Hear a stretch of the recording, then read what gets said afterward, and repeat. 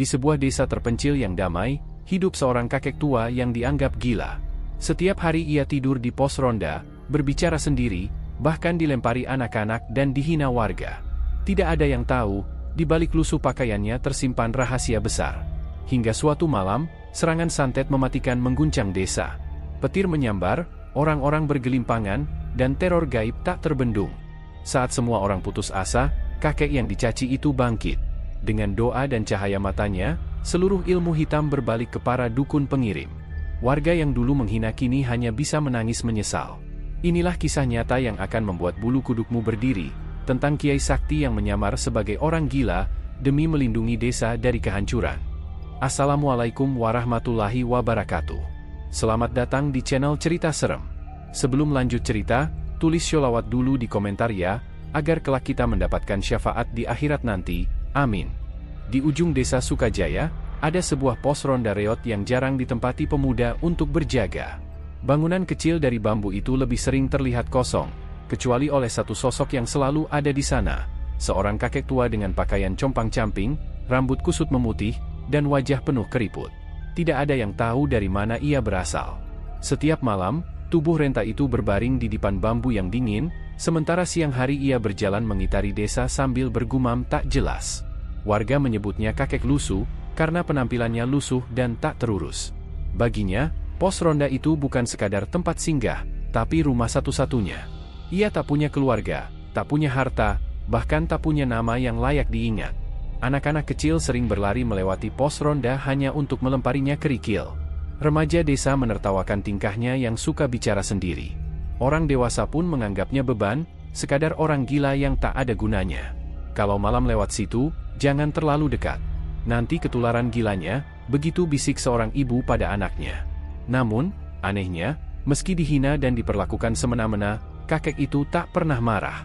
Ia hanya tersenyum samar, lalu kembali menatap kosong ke arah jalan desa. Sesekali, ketika semua orang sudah tidur, kakek itu terdengar melantunkan doa dalam bahasa yang tak dipahami kebanyakan orang. Gumamannya berat, panjang, seperti lantunan ayat-ayat kuno. Tapi siapa yang mau peduli? Warga menganggapnya hanya ocehan orang linglung.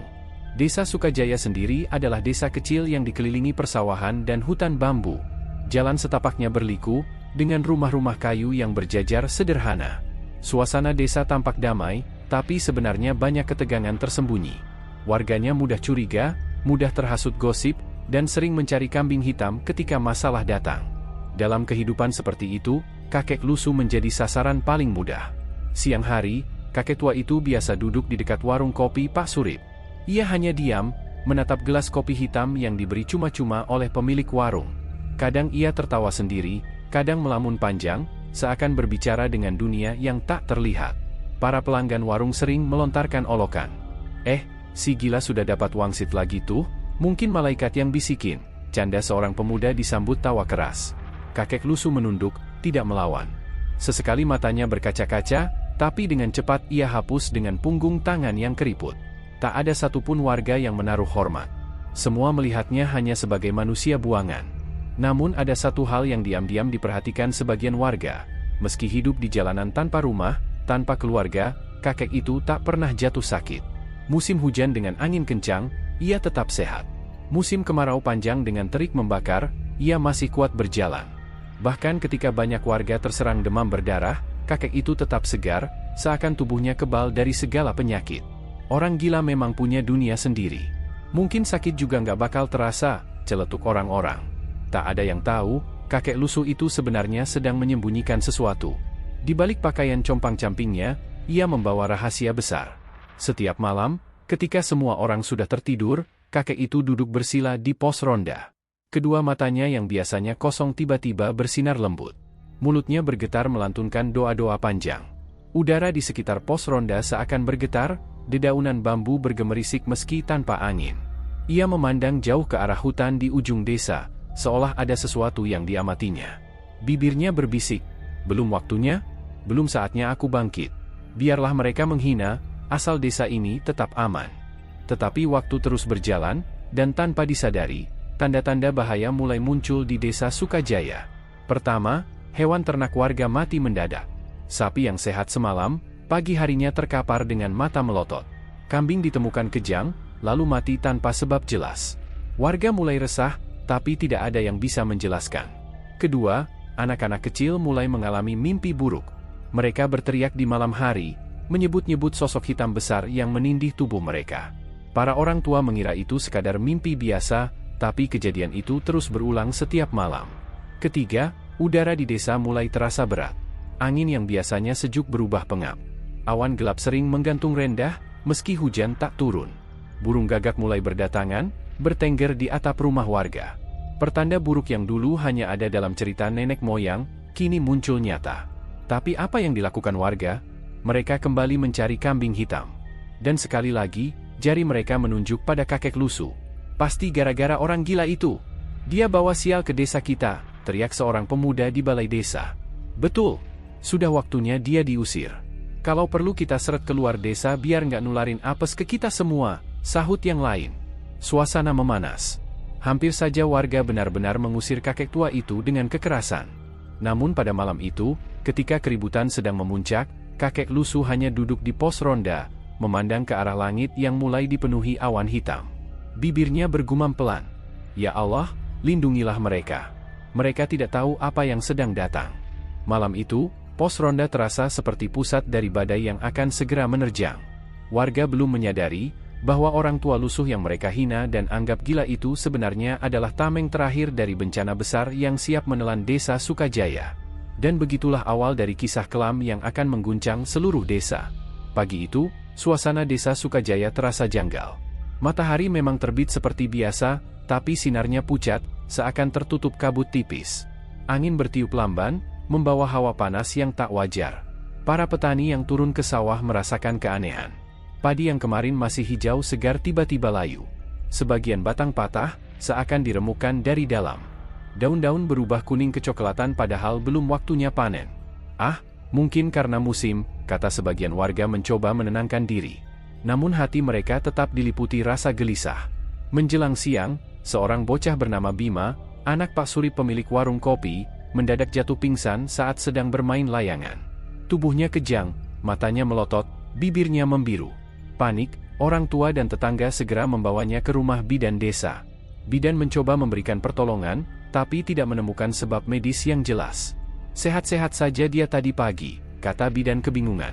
"Tidak ada tanda penyakit apapun. Tapi kenapa bisa begini?" Bima memang akhirnya sadar, tapi sejak saat itu ia sering mengigau. Hampir tiap malam, ia terbangun sambil berteriak, jangan tarik aku. Ada orang hitam di luar jendela." Tangisannya membuat seluruh keluarga tak bisa tidur. Kasus itu bukan satu-satunya.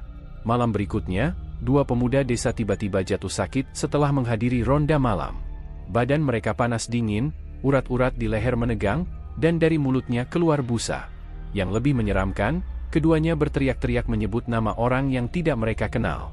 "Lepaskan aku, Mbah Darmo. Jangan kirim lagi. Jangan kirim lagi." Padahal, tak ada seorang pun bernama Mbah Darmo di desa itu. Berita itu cepat menyebar. Warga yang awalnya hanya resah mulai benar-benar ketakutan.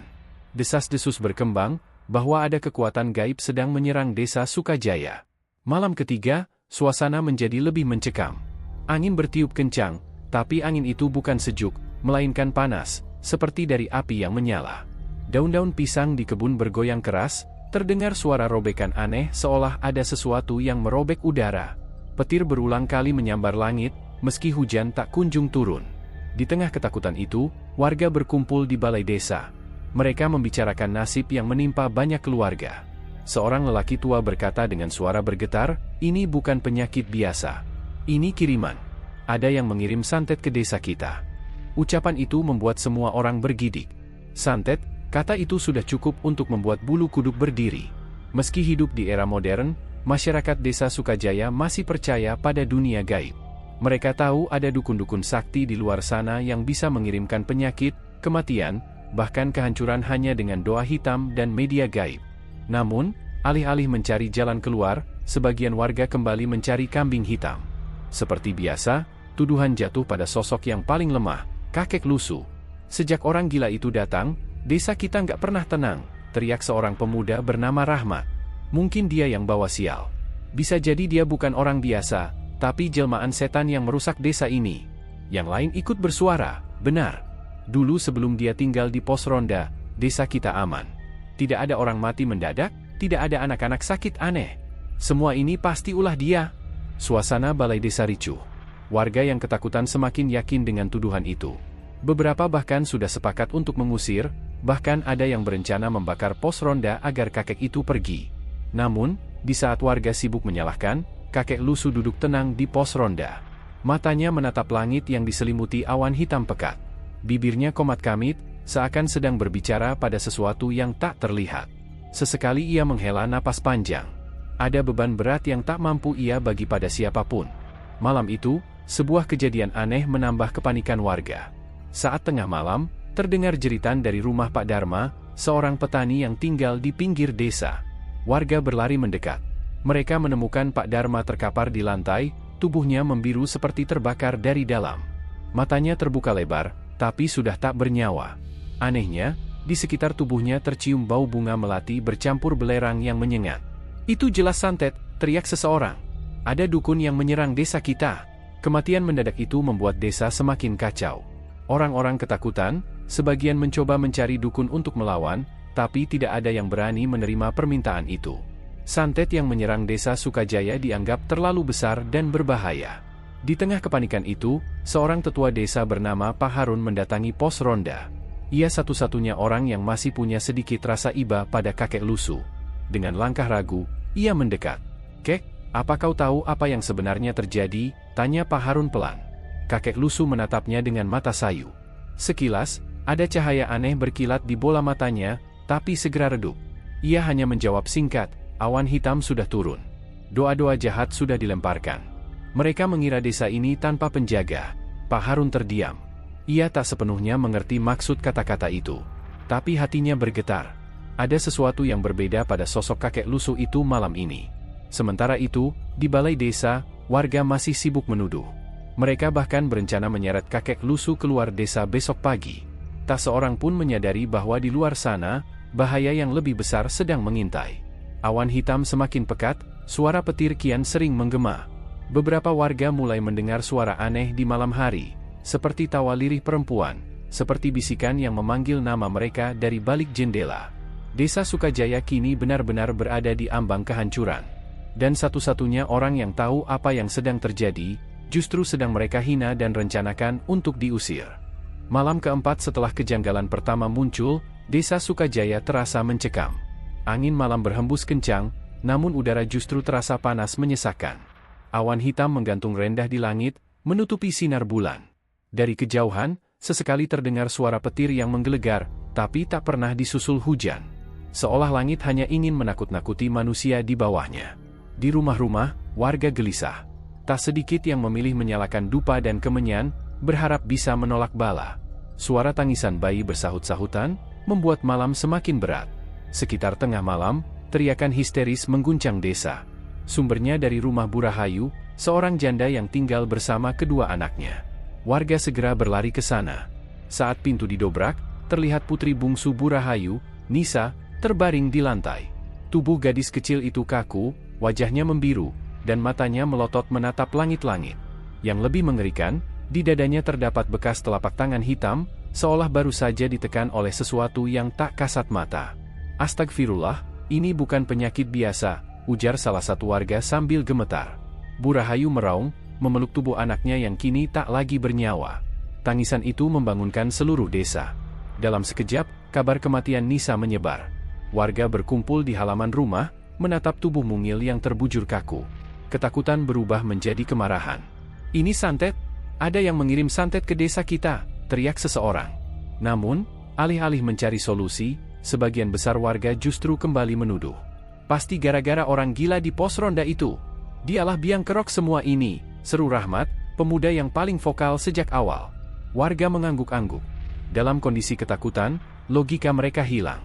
Mereka membutuhkan seseorang untuk disalahkan. Dan kakek lusuh yang lusuh, miskin, dan tak berdaya adalah sasaran paling mudah. Sementara itu, di pos ronda, kakek lusuh duduk bersila. Dari jauh, ia bisa merasakan energi hitam yang menyerang desa. Bibirnya komat-kamit melafalkan doa-doa. Matanya memandang kosong ke arah langit, namun di balik sorot itu tersimpan kewaspadaan. Ia tahu, ini baru permulaan. Ya Allah, lindungi mereka. Jangan biarkan anak-anak tak berdosa menjadi tumbal, gumamnya lirih. Namun doa itu belum cukup. Serangan gaib semakin deras. Tak lama setelah kematian Nisa, giliran rumah Pak Jono yang diguncang. Anaknya, seorang remaja bernama Arif, mendadak berteriak kesakitan. Tubuhnya bergeliat seperti dicekik sesuatu. Dari mulutnya keluar jarum-jarum kecil bercampur darah. Warga yang datang hanya bisa menjerit ngeri melihat pemandangan itu. Ya Allah, jarum dari mana ini? Teriak bidan desa yang mencoba menolong. Arif akhirnya pingsan, tapi tetap bernapas. Namun kejadian itu cukup untuk membuat seluruh warga yakin, desa mereka sedang diserang santet besar-besaran. Malam itu berubah menjadi neraka. Dalam tempo beberapa jam saja, lebih dari 5 keluarga mengalami kejadian serupa. Ada yang menemukan ayam mereka mati dengan tubuh terbelah tanpa sebab, ada yang mendapati sumur rumahnya dipenuhi darah, bahkan ada seorang perempuan yang tiba-tiba melahirkan seekor ular hitam dari rahimnya. Kejadian-kejadian tak masuk akal itu membuat semua orang semakin panik. Warga akhirnya berkumpul di balai desa. Wajah-wajah pucat mereka dipenuhi rasa takut. Beberapa menangis, beberapa marah, beberapa berteriak-teriak menuntut tindakan. Kita harus lakukan sesuatu. Kalau tidak, besok mungkin kita semua mati, ujar seorang bapak. Usir orang gila itu. Dia pasti biangnya. Selama dia ada di sini, desa kita nggak akan tenang, sahut yang lain. Suasana semakin panas. Obrolan warga bukan lagi sekadar wacana. Malam itu juga mereka berniat menyeret kakek lusu dari pos ronda. Obor dinyalakan, bambu runcing diambil. Sekelompok pemuda dipimpin Rahmat mulai berjalan ke arah pos ronda dengan wajah garang.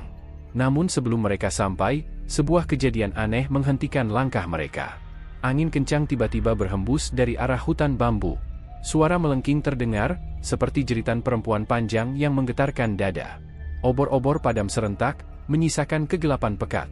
Dalam kegelapan itu, samar-samar terlihat sosok tinggi besar dengan mata merah menyala berdiri di ujung jalan.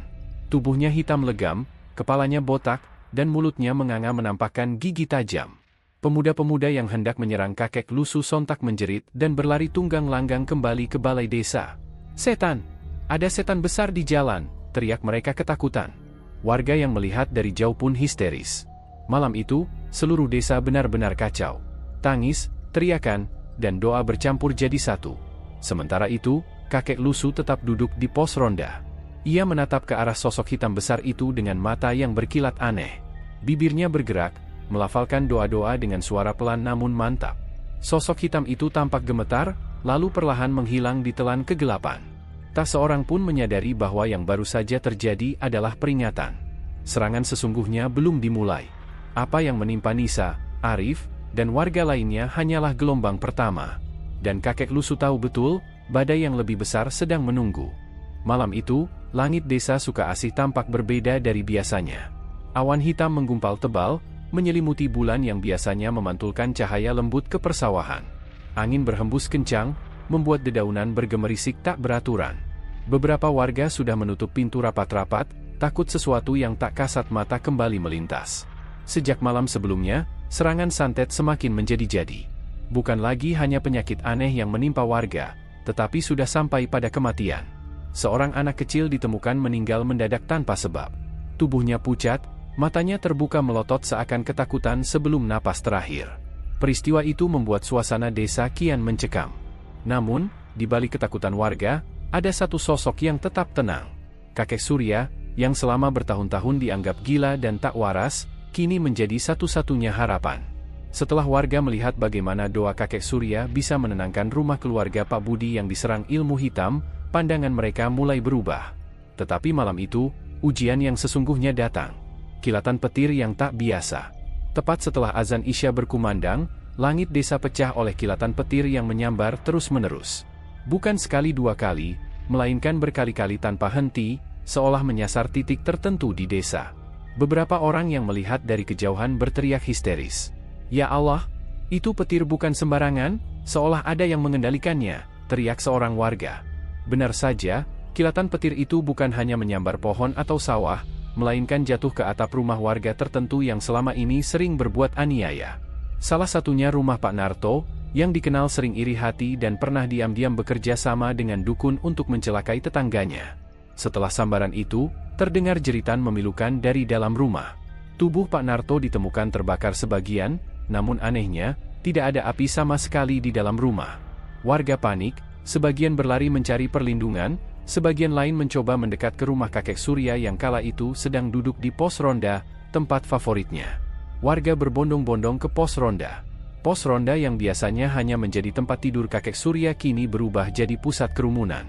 Warga yang dulu melempari dia dengan batu atau mencaci dengan sebutan gila, sekarang justru memohon perlindungan. "Kakek, tolong kami. Apa yang sebenarnya terjadi? Apakah desa ini sedang dikutuk?" tanya Bu Minah, sambil terisak sambil memeluk anaknya. Kakek Surya menatap langit dengan mata redup, lalu menghela napas panjang. "Bukan kutukan, ini adalah serangan besar. Ada dukun-dukun yang bekerja sama, ingin melumpuhkan desa ini. Mereka mengirim santet melalui angin, melalui petir, melalui penyakit. Tapi ingatlah, segala ilmu hitam hanya bisa menang bila manusia lupa kepada Tuhannya." Ucapan itu membuat warga terdiam. Beberapa bahkan merasa malu, karena selama ini mereka menjauhi ibadah, sibuk dengan iri dengki, dan menolak nasihat para tetua. Cahaya dari mata kakek Surya. Malam semakin mencekam. Kilatan petir semakin dekat, bahkan satu sambaran hampir mengenai pos ronda. Namun, sesuatu yang luar biasa terjadi. Saat petir itu hampir menyambar, kakek Surya berdiri perlahan, mengangkat tangannya, lalu membaca doa yang panjang. Dari sorot matanya, terlihat kilatan cahaya redup, seperti sinar bintang. Warga yang berdiri dekat melihatnya dengan jelas. Cahaya itu tidak menyilaukan, tapi menenangkan. Ajaibnya, kilatan petir yang hendak menghantam pos ronda seketika berbelok ke arah hutan bambu di pinggir desa, menghantam tanah kosong dan tak melukai siapapun. Warga bersujud, menangis menyaksikan kejadian itu. Mereka kini sadar, orang yang selama ini mereka hina ternyata menyimpan kekuatan spiritual yang luar biasa. Doa penangkal santet.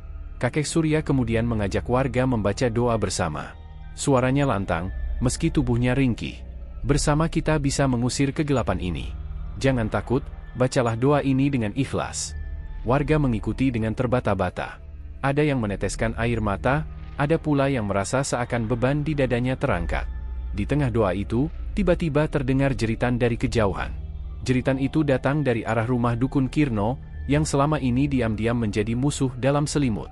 Orang-orang berlari ke arah rumahnya, namun begitu sampai, mereka menemukan pemandangan mengerikan. Dukun Kirno tergeletak dengan tubuh kejang-kejang, mulutnya berbusa, dan matanya mendelik. Seolah serangan santet yang ia kirim berbalik menghantam dirinya sendiri. Penyesalan warga. Malam itu, desa Sukaasih seperti mendapat pelajaran besar. Warga menangis di hadapan kakek Surya. Mereka memohon ampun, bukan hanya kepada Tuhan, tapi juga kepada kakek renta itu. "Maafkan kami, Kek, kami sudah berbuat zalim. Kami menghina, melempari, bahkan menganggapmu gila. Padahal engkaulah yang menjaga desa ini selama ini," ucap Pak RT dengan suara bergetar. Kakek Surya hanya tersenyum tipis. "Aku bukan siapa-siapa. Aku hanya orang tua yang belajar menjaga amanah. Jangan minta maaf padaku, minta maaflah pada Allah. Aku hanya menjalankan doa yang dititipkan padaku." Ucapan itu membuat semua orang semakin terseduh. Mereka sadar, selama ini kesombongan dan rasa meremehkanlah yang membuat mereka buta terhadap kebenaran. Malam yang berubah jadi awal baru. Setelah peristiwa itu, petir berhenti menyambar. Angin pun reda. Langit perlahan terbuka, menampakkan bulan yang sebelumnya tertutup awan.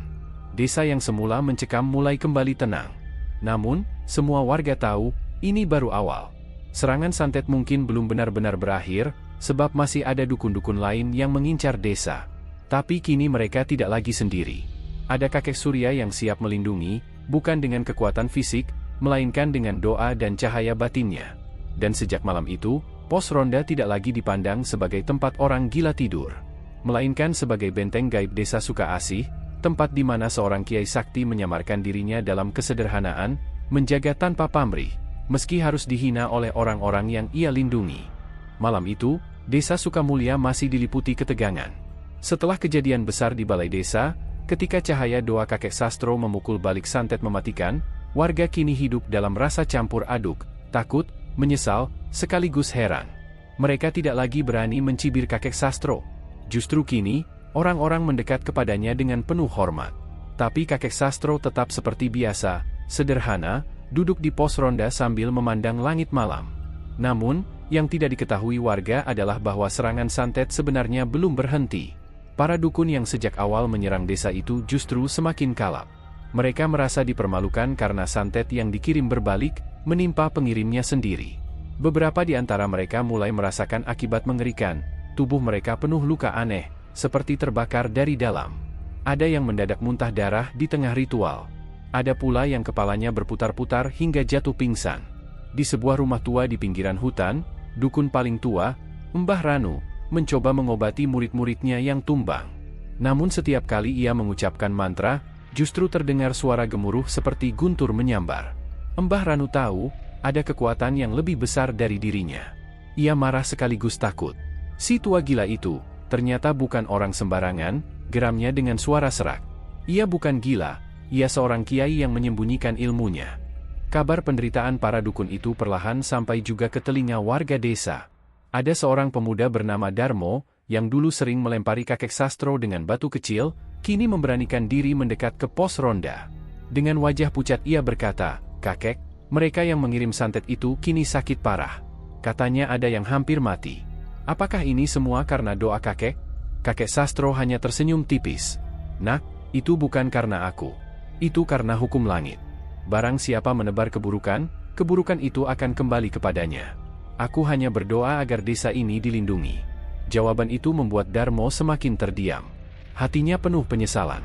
Ia teringat betapa sering ia menertawakan kakek sastro, bahkan menyebutnya orang gila.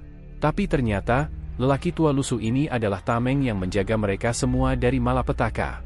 Sementara itu, malam-malam di desa Sukamulya semakin penuh keanehan. Hujan deras sering turun tiba-tiba, disertai kilatan petir yang seperti menyambar-nyambar sekitar desa. Warga merasa ada perang gaib yang tak kasat mata. Beberapa orang mengaku melihat bayangan hitam berjalan di pematang sawah pada malam buta. Ada pula yang mendengar suara tangisan panjang dari arah hutan. Semua itu menambah rasa takut yang menghantui. Di tengah ketegangan itu, kepala desa, Pak Rahman, akhirnya mendatangi kakek sastro dengan penuh hormat. "Kek, tolong kami. Apa yang harus warga lakukan agar desa ini selamat? Kami sudah salah, kami dulu menistakanmu, menghina, bahkan menganggapmu beban. Tapi sekarang kami sadar, kami tak bisa apa-apa tanpa doa kakek." Kakek sastro memandang wajah Pak Rahman lama sekali. Matanya yang keriput seolah menyimpan beban puluhan tahun. "Pak Rahman, aku tidak menyimpan dendam. Tapi warga harus sadar, selama ini kalian terlalu sombong. Merasa aman tanpa ingat pada Tuhan. Sekarang, semua harus kembali, bertaubat, dan bersama-sama berdoa. Bukan hanya bergantung padaku, tapi pada iman kalian sendiri." Mendengar itu, Pak Rahman menunduk, matanya basah. Ia tahu kata-kata kakek sastro benar adanya. Keesokan harinya, warga desa mengadakan doa bersama di masjid. Sesuatu yang jarang sekali mereka lakukan sebelumnya. Laki-laki, perempuan, anak-anak, semua hadir. Mereka menangis, memohon ampun, dan berdoa agar desa mereka dijauhkan dari serangan gaib. Sementara itu, kakek sastro duduk di sudut masjid, hanya menundukkan kepala dengan khusyuk. Tidak mencari penghormatan, tidak pula ingin disanjung. Di sisi lain, para dukun semakin jatuh dalam penderitaan. Satu demi satu dari mereka sakit parah. Ada yang meninggal dengan tubuh membiru, seolah tersedot tenaganya. Ada yang hilang akal, meracau sepanjang hari. Mbah Ranu sendiri kini ketakutan. Ia menyadari bahwa melawan kekuatan doa kakek sastro adalah perbuatan sia-sia. Namun, meski banyak yang tumbang, ada satu dua dukun yang belum menyerah. Mereka bersekutu, bertekad melancarkan serangan terakhir yang jauh lebih besar. Mereka percaya, jika berhasil menundukkan kakek sastro, mereka akan kembali berkuasa. Desa Sukamulya tidak menyadari bahwa badai yang lebih dahsyat sedang menanti. Malam menjelang dengan angin kencang, petir menyambar tanpa henti. Warga yang sudah mulai tenang, kembali resah. Di pos ronda, kakek sastro membuka matanya perlahan. Dari sorot matanya, jelas ia sudah tahu, peperangan gaib yang sebenarnya baru saja akan dimulai. Malam itu langit desa Waringin Jati kembali diselimuti awan pekat. Seolah-olah matahari yang terbenam meninggalkan lubang kegelapan yang menelan seluruh desa. Angin menderu membawa aroma anyir, bercampur dengan bau kemenyan yang dibakar oleh para dukun pengirim santet. Di kejauhan, gonggongan anjing bersahut-sahutan, menandai ada sesuatu yang tak wajar sedang mengintai. Kakek sastro duduk di pos ronda, tempat yang dulu jadi bahan ejekan anak-anak dan cemoohan warga. Namun kini, Pos ronda itu seperti berubah fungsi, menjadi pusat perlindungan bagi seluruh desa. Orang-orang yang dulu melemparinya dengan batu kini berdesakan, berlutut di tanah, berharap perlindungan dari doa-doanya. "Pak Sastro, tolong kami," pinta seorang ibu sambil menggendong anaknya yang demam mendadak setelah petir menyambar pohon waru di dekat rumahnya. Kakek Sastro menatapnya dengan mata teduh, lalu mengusap kepala anak itu sambil berkomat kamit membaca doa. Ajaibnya, panas anak itu perlahan surut, napasnya teratur kembali, dan tubuhnya tak lagi menggigil. Orang-orang yang menyaksikan hanya bisa ternganga. Mereka yang dulu menganggapnya gila kini menangis menyesali dosa mereka. Namun, ancaman jauh lebih besar sedang mengintai. Ki Dharma, dukun tua yang memimpin serangan gaib dari desa tetangga, merasa marah karena beberapa serangan santetnya berbalik arah. Anak buahnya banyak yang tumbang dengan luka mengerikan, seperti wajah melepuh dan tubuh yang kaku terbakar petir. Ki Dharma yakin hanya satu orang yang mampu menangkis, kakek Sastro. Malam ini, penghalang itu harus hancur, geramnya sambil menusukkan keris pusaka ke dalam kendi berisi darah ayam hitam. "Kalian semua, satukan tenaga. Kita hantam desa itu dengan badai gaib." Puluhan dukun pengikutnya mulai membaca mantra dengan suara rendah, bergumam seperti dengung lebah. Asap hitam mengepul dari dupa yang mereka bakar. Dari kegelapan, sosok-sosok hitam menyerupai bayangan manusia tanpa wajah muncul, bergerak cepat menuju desa Waringin Jati. Di pos ronda, kakek Sastro menutup mata. Bibirnya bergerak pelan membaca doa-doa. Suaranya lirih, namun bergema ke seluruh desa. Cahaya tipis mulai menyelimuti tubuhnya, semakin lama semakin terang. Orang-orang yang melihatnya serentak bersujud, tak berani menatap langsung. Tiba-tiba, angin kencang menerpa. Pohon-pohon bambu meliuk keras, atap rumah berderak, dan udara desa dipenuhi suara jeritan gaib. Warga menjerit ketakutan, anak-anak menangis, dan beberapa lelaki muda berusaha menahan pintu rumah mereka agar tak terhempas angin. Namun cahaya dari tubuh kakek Sastro semakin kuat. Ia mengangkat tangannya, lalu menepuk tanah. Seketika, sebuah lingkaran cahaya besar muncul, membentengi seluruh desa Waringin Jati. Bayangan hitam yang dikirim para dukun menabrak benteng itu, meledak menjadi asap pekat, lalu lenyap. Ki Dharma yang melihat kejadian itu dari kejauhan terperanjat. Tidak mungkin. Dia masih hidup? Bukankah Kiai Sastro sudah tiada sejak puluhan tahun lalu, gumamnya ketakutan. Ya, kakek Sastro sebenarnya adalah Kiai Sastro, seorang ulama sakti yang dulu menghilang tanpa jejak. Banyak orang mengira ia sudah mati.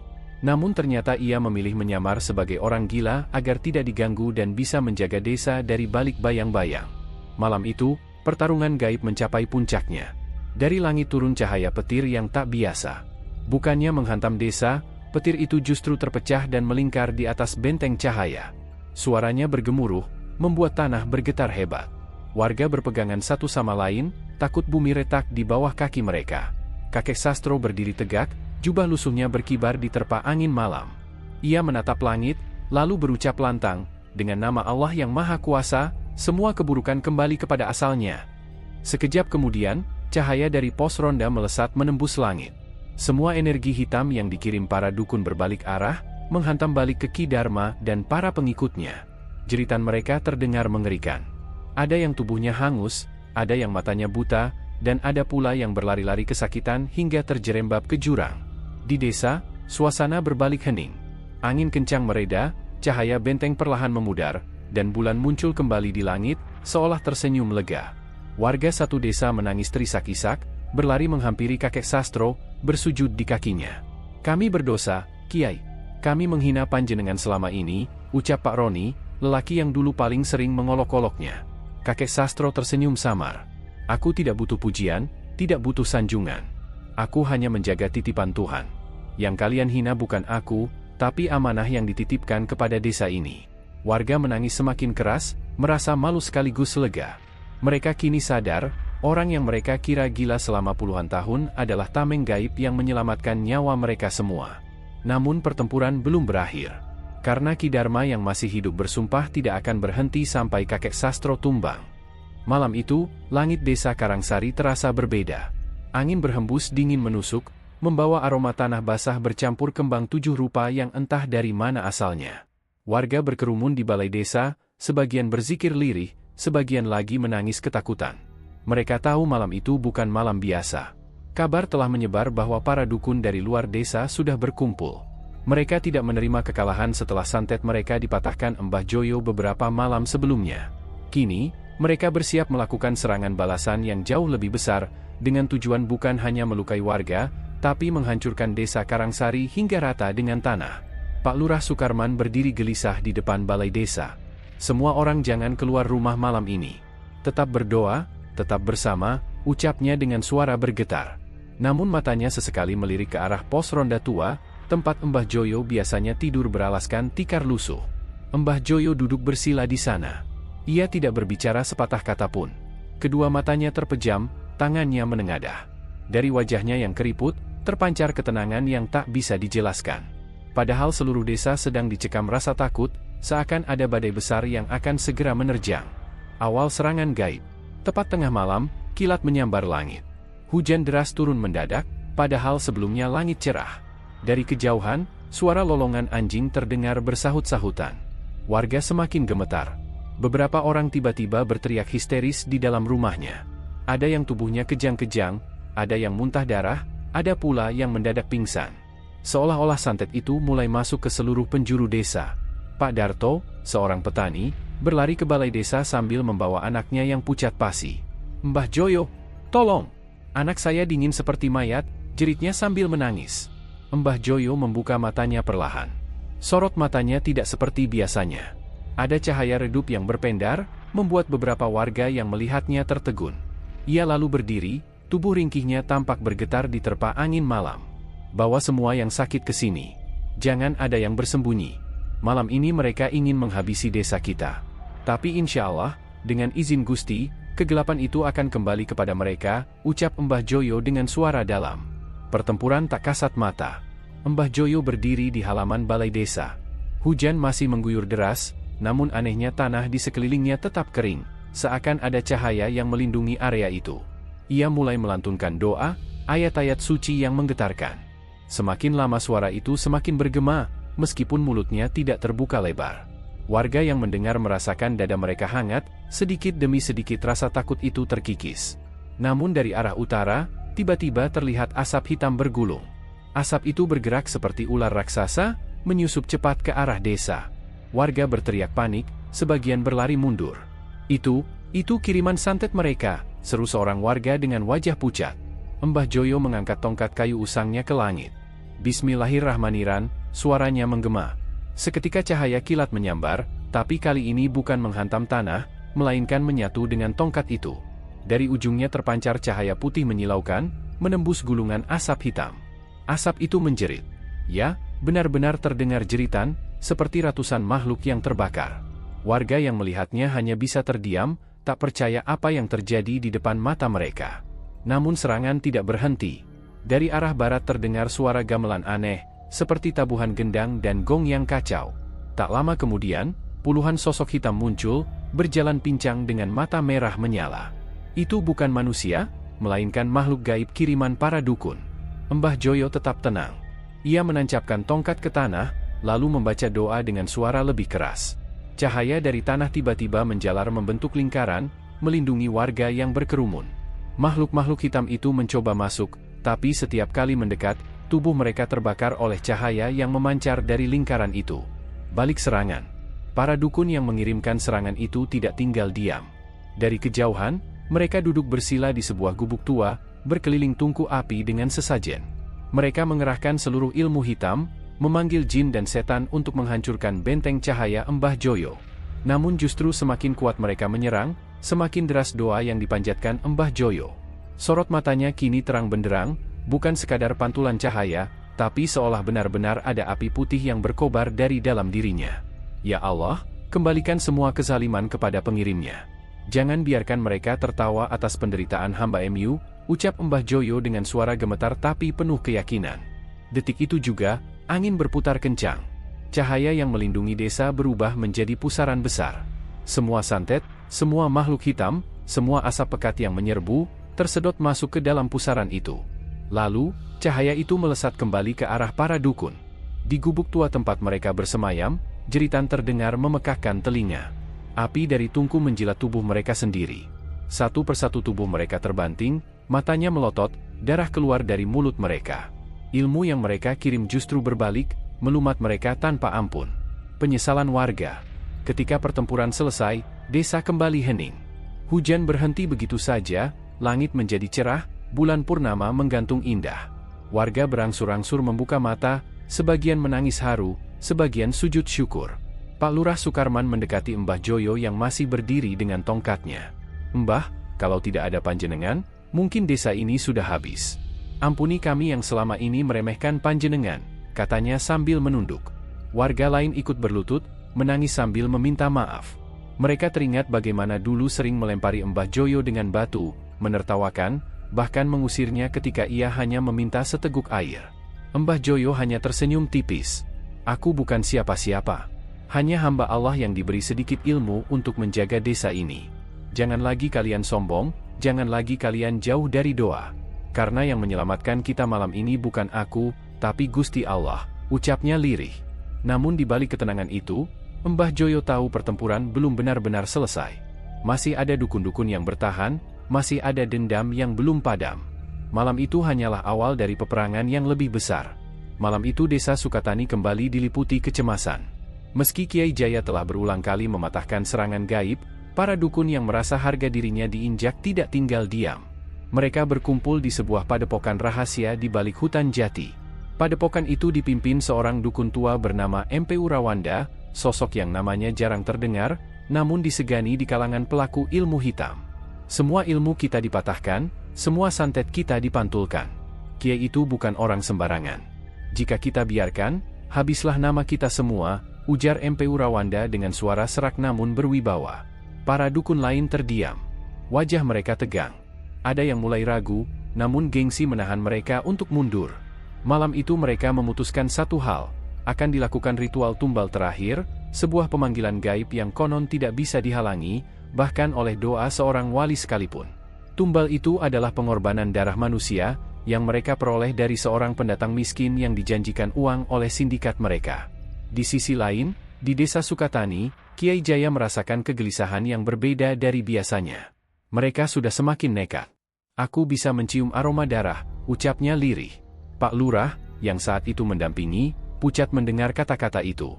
Warga sudah mulai berani mendekat kepada Kiai Jaya. Banyak yang setiap sore kini duduk di sekitar pos ronda, mendengarkan doa-doa yang beliau lantunkan. Mereka merasa teduh, meski masih diliputi rasa takut. Namun malam itu, hawa angin begitu berbeda. Seakan ada yang mengintai dari balik gelap. Sekitar tengah malam, langit mendung tanpa hujan. Dari arah hutan jati, terdengar gaung suara gong dan mantra. Warga yang PK mulai resah. Anak-anak menangis tanpa sebab. Hewan ternak menjerit-jerit seakan ketakutan. Dan saat itu juga, pohon beringin tua di pinggir desa tiba-tiba berguncang, meski angin sama sekali tidak bertiup. Kiai Jaya berdiri dari tikar lusuhnya di pos ronda. Ia menatap lurus ke arah beringin. "Disitulah pintu mereka buka," katanya. Wajahnya tetap tenang, meski matanya menyala bagai bara. Pak Lurah mencoba menahannya. "Mungkin berbahaya, Kiai. Jangan ke sana sendirian." Namun Kiai Jaya hanya tersenyum samar. "Aku tidak pernah sendirian." Ia lalu berjalan perlahan, diikuti beberapa warga yang berani, meski langkah mereka gemetar. Sesampainya di bawah beringin, suasana berubah mencekam. Akar-akar pohon tampak bergerak seakan ular hidup. Asap hitam tipis keluar dari celah batang. Dari dalam asap itu muncul bayangan-bayangan hitam, sosok tinggi besar dengan wajah tanpa rupa. "Inilah akhirmu, orang tua gila," terdengar suara menggema dari balik asap. Itu suara MPU Rawanda yang sedang mengendalikan pasukan gaibnya dari jauh. Kiai Jaya berdiri tegak. Ia membuka kedua telapak tangannya, menengadah ke langit. Suara doanya lirih, namun bergema hingga membuat warga yang menyaksikan menangis tanpa sadar. Tiba-tiba dari arah langit yang mendung, cahaya kecil turun menimpa tubuhnya. Pasukan gaib itu menggeram, lalu menyerang. Bayangan hitam menerjang, akar beringin melilit ke arah Kiai Jaya. Namun begitu mendekat, cahaya dari doa itu membuat mereka terbakar dan menjerit kesakitan. Satu persatu bayangan itu lenyap menjadi asap. Namun bukan berarti pertempuran berakhir. Dari batang beringin, keluar sosok raksasa berkulit merah, matanya menyala hijau. Itulah sosok pemanggilan tumbal, makhluk hasil pengorbanan darah manusia yang dipanggil oleh MPU Rawanda. Sosok itu melangkah maju, suaranya menggetarkan tanah. Warga ketakutan, banyak yang jatuh tersungkur. Bahkan beberapa ada yang pingsan. Hanya Kiai Jaya yang berdiri tegak, wajahnya menatap lurus. Kau hanyalah ciptaan nafsu mereka. Kembalilah ke tanah, jangan ganggu anak manusia, ucapnya. Namun makhluk itu meraung, mengangkat tangannya yang besar lalu menghantam tanah. Seketika tanah di sekitar beringin terbelah, retakan membentuk lingkaran hitam. Api kecil keluar dari dalamnya. Warga berteriak histeris. Kiai Jaya tidak mundur. Ia mengangkat tongkat kayu tua yang selama ini disangka hanya untuk menyangga jalannya. Tongkat itu dipukulkan sekali ke tanah. Terdengar dentuman keras. Dari tongkat itu muncul kilatan cahaya, menutup retakan tanah dan menahan api. Makhluk merah itu merong lagi, kali ini lebih marah. Ia melompat ke arah Kiai Jaya, namun sebelum sempat menyentuh, cahaya dari tongkat berubah menjadi sinar putih yang membungkus tubuhnya. Ia terbakar, menjerit, lalu terbelah menjadi abu yang terbawa angin malam. Di padepokan, MP Urawanda terlempar jauh ke belakang. Tubuhnya gemetar, matanya memerah. Para dukun lain panik melihat pemanggilan mereka gagal. Darah keluar dari mulut MP Urawanda. Tidak mungkin! Mustahil! Teriaknya. Sementara di bawah pohon beringin, Kiai Jaya perlahan menurunkan tongkatnya. Keringat membasahi wajahnya, namun sorot matanya masih tajam. Ia menoleh ke warga. Jangan takut. Semua sudah berakhir untuk malam ini. Warga yang tadi menonton dengan tubuh bergetar, kini menangis berlutut. Mereka sadar betul, orang tua yang selama ini mereka hina, dilempari anak-anak, bahkan dianggap gila, ternyata tameng hidup yang menjaga desa dari kehancuran. Pak Lurah mendekat dengan mata berkaca-kaca. Kiai, kami semua bersalah. Kami buta melihat siapa panjenengan sesungguhnya. Namun Kiai Jaya hanya tersenyum tipis. Aku hanya penjaga kecil. Yang menjaga sesungguhnya hanyalah dia. Malam itu, pohon beringin yang selama ini dianggap angker tampak tenang kembali. Angin berhembus lembut, seakan alam pun ikut bersujud bersama doa Kiai Jaya. Tapi di balik kemenangan itu, masih ada perasaan was-was. Karena Kiai Jaya tahu, pertempuran ini belum benar-benar berakhir. MP Urawanda belum menyerah, dan bayangan lebih besar sedang menanti di balik kegelapan. Desa Kedung Jati kini berada dalam suasana yang tidak pernah dibayangkan sebelumnya. Setelah malam penuh kengerian ketika petir menyambar, santet mematikan berbalik, dan para dukun pengirim tumbang, warga masih sulit mempercayai kenyataan yang mereka lihat dengan mata kepala sendiri. Pak Wiryo, yang selama ini dianggap gila, hina, bahkan dilempari anak-anak kecil dengan batu dan sampah, ternyata bukan orang sembarangan. Sosok lusuh yang selalu tidur di pos ronda itu adalah Kiai Sakti yang menyelamatkan seluruh desa dari kehancuran gaib. Pagi itu, langit masih mendung, menyisakan aroma tanah basah setelah hujan deras semalam. Warga berbondong-bondong datang ke pos ronda. Mereka melihat Pak Wiryo duduk bersila dengan wajah teduh, matanya memejam, seperti seorang wali yang sedang menenggelamkan diri dalam zikir panjang. Tidak ada lagi hinaan. Tidak ada lagi tawa mengejek. Yang terdengar hanyalah isak tangis penyesalan. Gusti Allah, ampuni kami, Kiai, suara Mbah Sarno, sesepuh desa, pecah dalam tangisan. Ia berlutut di hadapan Pak Wiryo. Beberapa warga lainnya ikut bersujud, menunduk rendah, bahkan ada yang memukul dada sendiri karena menyesal telah ikut mengolok-olok lelaki tua itu. Tapi Pak Wiryo membuka mata, menatap mereka dengan sorot lembut yang menyejukkan. Kalian tidak perlu meminta maaf kepadaku. Aku bukan siapa-siapa. Yang kalian hina bukanlah aku, melainkan amanah Allah yang aku jaga. Kalian harus meminta ampun kepadanya, bukan kepadaku. Kata-kata itu membuat tangisan warga semakin keras. Semua merasa kecil, hina, dan tak pantas berdiri di hadapan orang tua yang selama ini mereka caci. Namun, justru di tengah suasana itu, muncul kabar baru yang menggetarkan. Seorang pemuda berlari dari arah perbatasan desa. Nafasnya tersengal. Wajahnya pucat pasi. Ia berteriak, "Mbah, Kiai, ada kabar buruk. Para dukun yang terkena balik santet, ada yang masih hidup. Mereka sedang mengamuk dan bersumpah akan membakar desa ini." Warga sontak panik. Mereka berteriak, sebagian histeris, dan ada yang segera mengemasi barang-barang untuk bersiap melarikan diri. Pak Wiryo tetap duduk tenang. Matanya menatap ke arah horizon, ke batas desa yang tampak gelap meski matahari sudah meninggi. Kalian jangan takut. Musuh yang tersisa hanya menggertak. Ilmu mereka sudah hancur separuhnya. Tapi ini saatnya kalian belajar, apakah iman kalian masih goyah atau sudah benar-benar bertumpu kepada Allah. Ucapan itu membuat warga saling berpandangan. Hati mereka bergetar, tapi ketakutan masih menguasai. Malam itu, ancaman itu terbukti. Dari arah hutan, Terdengar suara kentongan dipukul keras-keras, disusul dengan pekik-pekik menyeramkan. Api obor terlihat berderet-deret, semakin mendekat ke desa. Teriakan dukun-dukun yang masih hidup terdengar lantang. Kedung Jati akan rata dengan tanah. Tidak ada doa yang bisa menahan amarah kami. Warga semakin ketakutan. Anak-anak menangis, perempuan menjerit, para lelaki gemetar. Namun di tengah kepanikan itu, Pak Wiryo berdiri. Ia berjalan ke arah batas desa, ditemani Mbah Sarno dan beberapa pemuda yang memberanikan diri. Di tepi sawah yang masih basah, mereka berhadapan dengan rombongan puluhan orang bersenjata, wajah mereka hitam pekat dengan riasan menyeramkan, sebagian membawa keris, sebagian membawa kendi berisi cairan aneh. Pak Wiryo tidak gentar. Ia berdiri tegak, lalu mengangkat kedua tangannya ke langit. Ya Allah, Engkau yang maha mengetahui segala rahasia. Jangan biarkan kami lengah. Jangan biarkan setan menipu kami. Jadikanlah kami tameng bagi desa ini. Begitu doa itu selesai, angin kencang bertiup. Petir menyambar, bukan sekali, tapi berkali-kali, seperti cambuk dari langit. Rombongan dukun itu panik. Beberapa langsung terjungkal ke tanah, sebagian lari terbirit-birit. Namun, dari barisan mereka, muncul satu sosok tinggi besar dengan mata merah menyala. Dialah pimpinan mereka, dikenal dengan nama Ki Jagabaya, seorang dukun tua yang ilmunya ditakuti di seluruh daerah. Ki Jagabaya menatap Pak Wiryo dengan penuh kebencian. "Wiryo, kau berani menentangku? Kau kira doa-doa lusuhmu bisa menandingi ilmu yang sudah kutempa sejak muda? Aku akan menamatkan hidupmu malam ini." Pak Wiryo tersenyum tipis. "Jagabaya, ilmu yang kau pegang hanyalah api yang membakar dirimu sendiri. Jika kau masih keras hati, maka malam ini adalah akhir jalanmu." Pertarungan batin pun dimulai. Ki Jagabaya merapal mantra, tanah di sekitarnya berguncang, ular-ular keluar dari lubang sawah, melata mengelilingi warga yang berteriak ketakutan. Tapi Pak Wiryo menutup mata, melantunkan ayat-ayat suci. Ajaibnya, ular-ular itu berhenti bergerak, lalu lenyap seperti asap yang tertiup angin. Warga bersorak, harapan kembali muncul. Tapi Ki Jagabaya belum menyerah. Ia menancapkan keris ke tanah, lalu dari dalam bumi keluar sosok hitam raksasa, menyerupai genderuwo dengan tubuh berapi-api. Inilah ujian terbesar.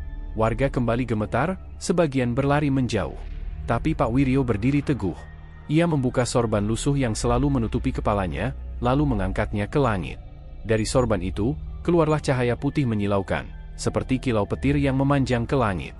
Sosok genderuwo itu merong keras, tubuhnya hancur perlahan, dan akhirnya meledak jadi abu yang terbawa angin. Ki Jagabaya terlempar ke belakang, tubuhnya berasap, wajahnya penuh ketakutan. Ia terbatuk, darah mengalir dari mulutnya. Dengan suara gemetar ia berteriak, "Tidak mungkin, manusia biasa tak mungkin menandingi aku." Pak Wiryo berjalan mendekat, suaranya lembut namun tegas. "Aku bukan siapa-siapa, Jagabaya. Yang mengalahkanmu bukan aku, tapi doa dan izin dari Yang Maha Kuasa." Ki Jagabaya merong terakhir kali, lalu tubuhnya kaku dan terjatuh tanpa nyawa. Warga desa berlari mendekat, sebagian menangis, sebagian berteriak bahagia. Mereka bersujud di tanah, menyadari betapa besar perlindungan yang diberikan melalui sosok tua yang dulu mereka hina. Malam itu, desa Kedung Jati benar-benar bersih dari ancaman santet. Namun di balik kemenangan itu, Pak Wiryo berpesan, "Ini baru awal. Musuh yang nyata bukanlah dukun, melainkan hati kalian sendiri. Jika hati kalian masih sombong, jika kalian masih meremehkan doa, maka desa ini akan kembali hancur. Jangan ulangi kesalahan yang sama." Warga terdiam, lalu menangis bersama. Mereka berjanji akan berubah. Dan malam itu, suara takbir menggema di seluruh desa, menggantikan jerit ketakutan yang selama ini menguasai mereka. Malam itu, langit desa Surodadi diterangi cahaya bulan purnama. Angin bertiup pelan, seakan menyapu bersih segala kengerian yang selama berbulan-bulan menghantui desa. Setelah semua dukun pengirim santet tumbang dan ilmu hitam mereka berbalik menjadi bumerang, keadaan desa mulai kembali tenang. Namun, di balik ketenangan itu, tersisa luka batin yang lebih dalam, rasa bersalah dan penyesalan warga terhadap sosok yang selama ini mereka hina, kakek Samin, yang ternyata seorang kiai sakti penjaga desa. Sejak malam besar itu, warga tak lagi melihat kakek Samin tidur di pos ronda dengan tubuh lusuhnya. Tak ada lagi sosok yang dicaci, dilempari anak-anak, atau ditertawakan di jalanan. Justru sebaliknya, pos ronda itu kini dijadikan tempat warga menyalakan lampu minyak dan menaruh bunga, sebagai tanda hormat. Mereka tahu, Tempat sederhana itu adalah saksi bagaimana seorang lelaki tua yang dianggap gila ternyata menjadi tameng gaib yang menyelamatkan nyawa satu desa. Pak RT Sukardi, yang dulu sering memimpin warga mengusir kakek Samin dari pos ronda, kini paling sering duduk di sana sendirian. Ia menangis, mengingat kata-kata kasarnya, hinaannya, dan kebenciannya. Astagfirullah. Gusti, ampunilah kami. Kami buta, kami tuli, hingga tak melihat siapa sebenarnya beliau, ucapnya lirih setiap malam. Namun, di tengah rasa bersalah itu, sebuah kabar mengejutkan datang. Kakek Samin tidak meninggalkan desa. Ia hanya mengasingkan diri di sebuah gubuk kecil di tepi hutan bambu, tempat yang jarang dikunjungi warga karena dianggap angker. Sejak peristiwa besar itu, ia memilih menyepi. Tidak lagi berbaur, tidak lagi berjalan di jalanan desa. Ia hanya menatap dari kejauhan. Warga berbondong-bondong datang menemuinya, membawa makanan, buah tangan, dan doa. Mereka sujud di kakinya, meminta maaf. Namun kakek Samin selalu tersenyum samar, wajahnya penuh ketenangan. Aku tidak marah, nak. Aku hanya kasihan. Kalian buta karena dunia. Harta, kehormatan, dan prasangka membuat kalian lupa bahwa kekuatan sejati ada pada doa dan ikhlas, katanya dengan suara lirih namun tegas. Meski demikian, ia tetap tidak mau kembali tinggal di tengah warga. Tempatku di sini. Aku hanya titipan. Desa ini sudah kalian jaga bersama. Aku tidak perlu dihormati, aku hanya perlu kalian saling menjaga, tambahnya. Warga menangis mendengar kata-kata itu, semakin larut dalam penyesalan. Hari-hari berlalu. Desa Surodadi mulai dikenal luas. Berita tentang seorang kakek lusu yang dianggap gila tapi ternyata seorang kiai sakti menyebar ke desa-desa sekitar. Banyak orang datang berziarah, ingin melihat sosoknya, bahkan sekadar duduk di depan gubuk bambu itu. Tapi kakek Samin tetap sama, sederhana, lusuh, dan tidak suka disanjung. Sampai suatu malam, saat hujan deras mengguyur desa, petir menyambar berkali-kali. Warga panik, teringat pada serangan gaib sebelumnya. Mereka berlari menuju gubuk bambu itu, berharap kakek Samin bisa menenangkan mereka. Namun saat tiba di sana, mereka mendapati gubuk itu kosong. Hanya ada tikar pandan, kendi berisi air, dan sepasang sandal jepit tua. Tidak ada jejak kemana ia pergi. Seolah tubuhnya hilang ditelan bumi. Keesokan paginya, para sesepuh desa bermusyawarah. Mereka yakin, kakek Samin bukanlah orang biasa. Ia adalah wali tersembunyi, seorang penjaga gaib yang selama ini menyamar dalam wujud orang lusuh. Beliau bukan pergi, beliau kembali ke asalnya. Mungkin tugasnya sudah selesai, kata Mbah Rono, sesepuh tertua desa, dengan mata berkaca-kaca. Sejak hari itu, nama kakek Samin dijunjung tinggi. Warga membangun sebuah surau kecil di dekat gubuk bambu yang kosong itu, sebagai tempat berdoa dan mengaji. Di dindingnya, mereka tuliskan sebuah kalimat besar, jangan remehkan orang yang tampak hina, karena bisa jadi dialah kekasih Tuhan. Kalimat itu menjadi pengingat abadi, bahwa kesombongan dan prasangka bisa menutup mata manusia dari kebenaran. Anak-anak yang dulu melemparinya dengan batu kini tumbuh besar dengan cerita tentang kesaktian kakek Samin. Mereka menyesal, tapi juga bangga pernah dijaga oleh sosok yang begitu mulia. Orang tua mendidik anak-anak mereka agar tak lagi menghina siapapun, karena mereka tahu, di balik wajah lusuh bisa tersimpan cahaya yang tak terlihat. Bertahun-tahun kemudian, setiap malam Jumat, warga berkumpul di surau kecil itu. Mereka membaca doa, menyalakan lampu minyak, dan mengenang sang kiai sakti. Mereka yakin, meski jasadnya tak pernah ditemukan, ruh kakek Samin tetap mengelilingi desa, menjaga mereka dari ancaman gaib maupun kejahatan manusia. Kini, desa Surodadi bukan lagi desa yang suka mencaci dan meremehkan. Ia berubah menjadi desa yang penuh takzim, saling menghargai, dan tak pernah lupa pada kisah sang penjaga gaib. Warga sadar, penyesalan mereka tak akan mengembalikan kakek Samin. Namun, mereka bisa menebusnya dengan cara melanjutkan warisannya, menjaga doa, menjaga iman, dan menjaga sesama. Malam-malam di desa Surodadi tak lagi menakutkan. Jika petir menyambar, warga justru berdoa bersama. Jika angin kencang bertiup, mereka yakin itu hanyalah pesan dari alam. Dan jika ada orang asing lewat, mereka selalu mengingatkan satu sama lain, jangan pernah menghina orang, siapa tahu dia adalah wali yang sedang menyamar. Air mata penyesalan telah berubah menjadi cahaya pelajaran. Dan nama kakek Samin, Kiai Sakti penyelamat desa, akan selalu hidup dalam hati setiap warga Surodadi.